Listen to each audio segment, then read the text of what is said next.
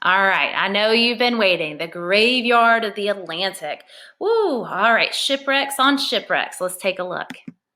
So the ominous name of North Carolina's coastline, they call it the graveyard of the Atlantic. More than 600 ships have actually wrecked off the coast of the Outer Banks in the past 500 years, and many hundreds more are unidentified ships that are just lying at the bottom of the ocean. So do you want to take a look here? Because there's actually a museum here in this coastal area called the Graveyard of the Atlantic. You ready to visit? Let's go.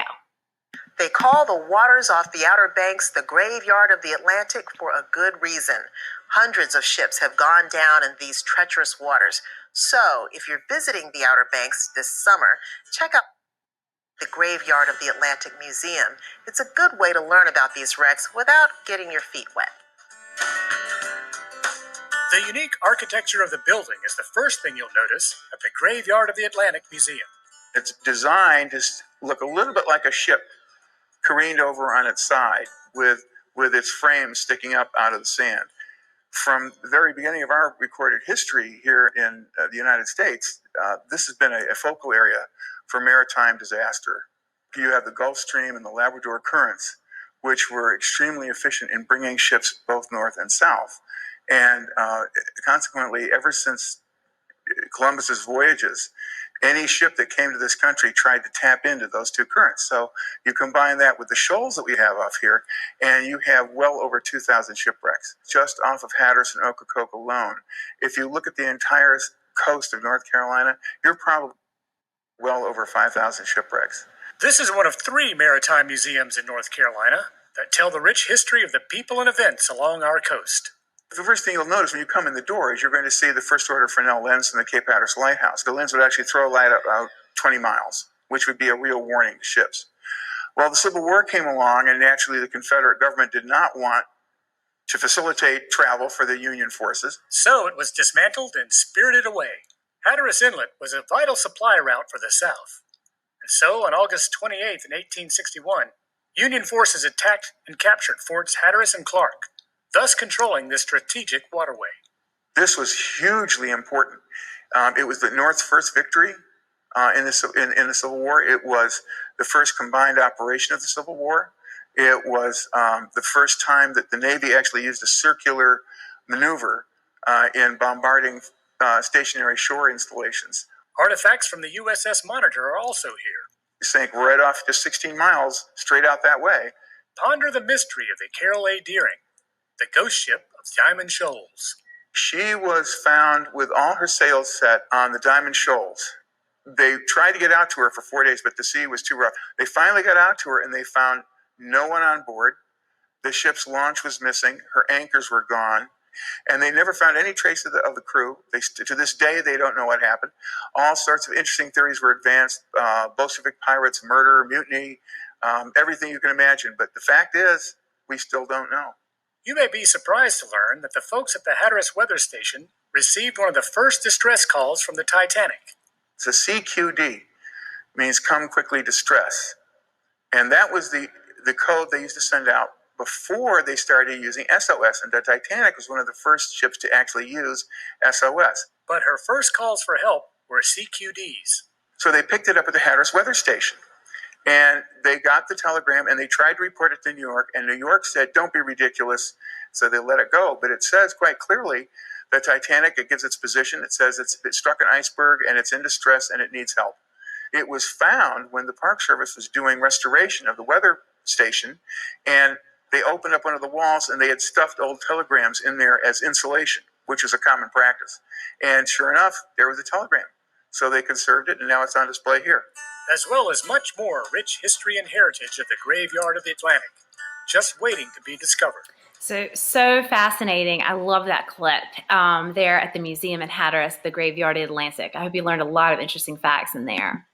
Now, off the Outer Banks, as he was explaining here, the Labrador Current's cold waters actually meet the Gulf Stream warm waters. And so that cold and warm water meeting, it makes very volatile weather conditions. We unfortunately know because we have experienced these hurricanes and storms. And these are just another set of reasons that have led to the loss of many ships in this treacherous location. Now, shifting underwater sandbars actually also add to the treachery of navigating in North Carolina's coastline. So Diamond Shoals, where they were talking about earlier, it's near Cape Hatteras. It is the most dangerous of these sandbars. So only more reasons why. Now, lighthouses here. We're going to pull up some pictures of some different lighthouses. We have 7. In the 19th and 20th century, 7 lighthouses were built on North Carolina's coast. And the reason why is because of our dangerous waters.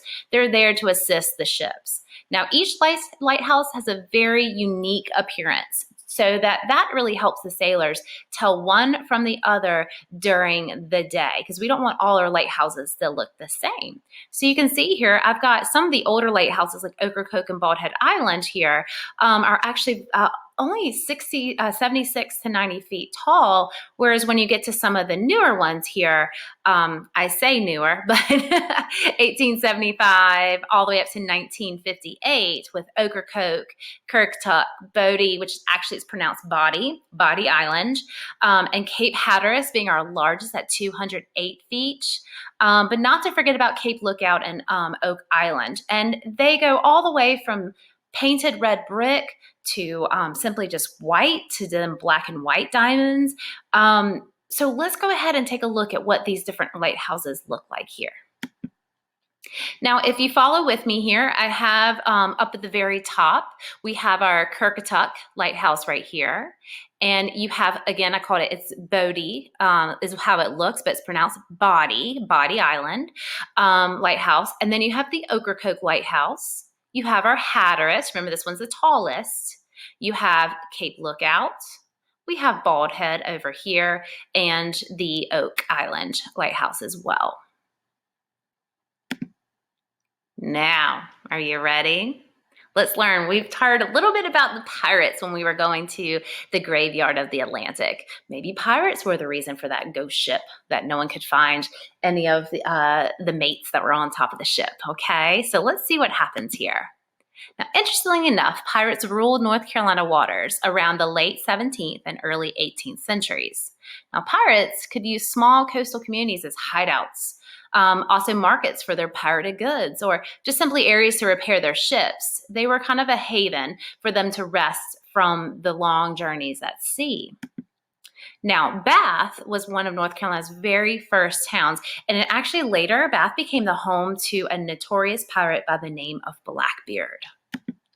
Now, interestingly enough, okay, in 1718, that's over 300 years ago, Blackbeard ran his ship, the Queen Anne's Revenge, aground on a sandbar, go figure, being the graveyard of the Atlantic, near Beaufort.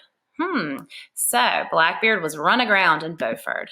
So Queen Anne's Revenge is just one of the many ships that came to rest in the graveyard of the Atlantic. So this was Blackbeard's ship. This was her name, Queen Anne's Revenge. So let's learn a little bit more about this ship.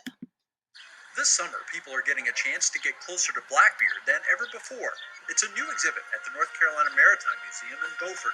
Blackbeard's ship, Queen Anne's Revenge, ran aground near Beaufort back in 1718. The core of this exhibit is conserved artifacts from the wreck. So far, members of the public have been eager to see those artifacts, items that paint a picture of what life was like for Edward Teach and his men almost 300 years ago. The general reaction that we've had is amazing. I mean, there are things there that one wouldn't anticipate finding. Pieces on display include all sorts of things, from personal items to medical devices to some of the munitions that were on board. Even 300 years later, there are some actual remnants of the wooden ship. We have some whole timber framing components on exhibit here at the moment, and we'll be adding to those as others come out of conservation. In recent years, there's been a fascination with pirates related to the Pirates of the Caribbean series, but instead of fiction, this is the real thing. The real gem that we have here is an exhibit of erect adults, which has such a close connection with a very early period of this state's history. While Queen Anne's Revenge ran aground in 1718, its whereabouts were unknown until just recently. The site was located in November 1996, and excavation work began the following year. It wasn't that someone just stumbled across the ship's resting place. There was an expedition to find Blackbeard's vessel. The private group Intersal were looking for Queen Anne's Revenge, and they had a permit from the state to look for it, and in fact located the wreck, if I'm not mistaken, on the final day of their permit.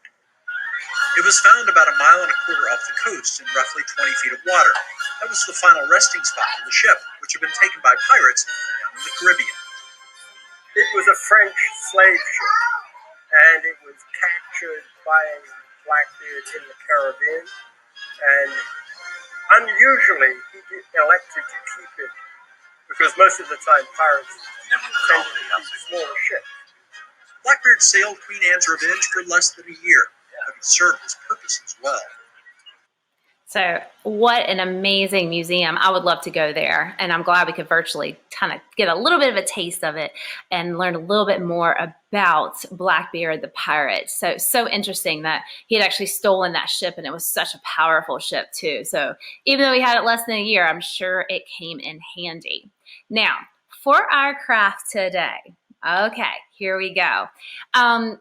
You know, when I think of pirates, there's something specifically I think of. And I think of their flag, right? Every pirate has a specific flag, and there's a reason behind their flags. So real quickly, just a few facts here about pirate flags. Pirate flags were actually used to frighten sailors so that they would not put up a fight. So pirates would first fly a white flag. And if a merchant ship refused to yield to stop, the pirates would switch to a red flag, meaning that once they boarded, no one would be spared. How scary. Now, a black flag meant death, and a red flag was a battle.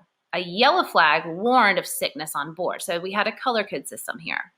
Now, the Jolly Rouge, which means pretty red in French, earlier pirates used this name to kind of jokingly describe the blood red flag. It was also thought to be the origins of the Jolly Roger flag.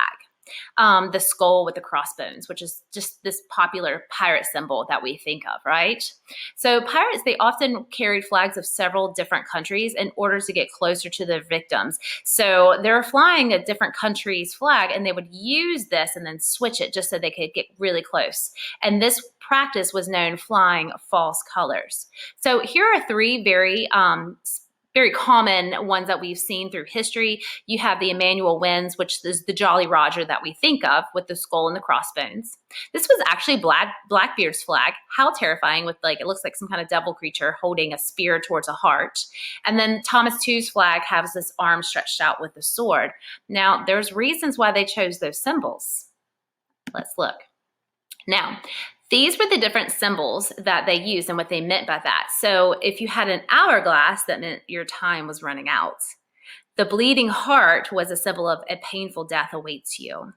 The arm with the sword or the knife here, it means that they're ready to kill.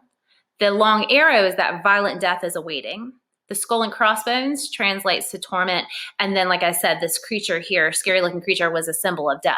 So again, terrifying, but these were those pirate symbols and why they chose these to be on their flags.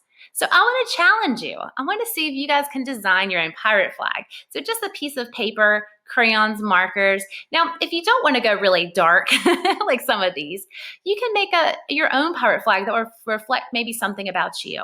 So if this were my pirate flag, I love music, okay? So with the skull here, I might have a skull in the middle, but instead of the crossbones, I may put cross guitars instead of crossbones. And so if you saw my flag, you would think, oh, well, this pirate lady must love music. So find something that you think about symbolizes you, and you can create that symbol on your pirate flag. All right. Well, I really hope you've enjoyed our lesson exploring the beautiful coastal region of North Carolina. And until next time, take care. Thank you.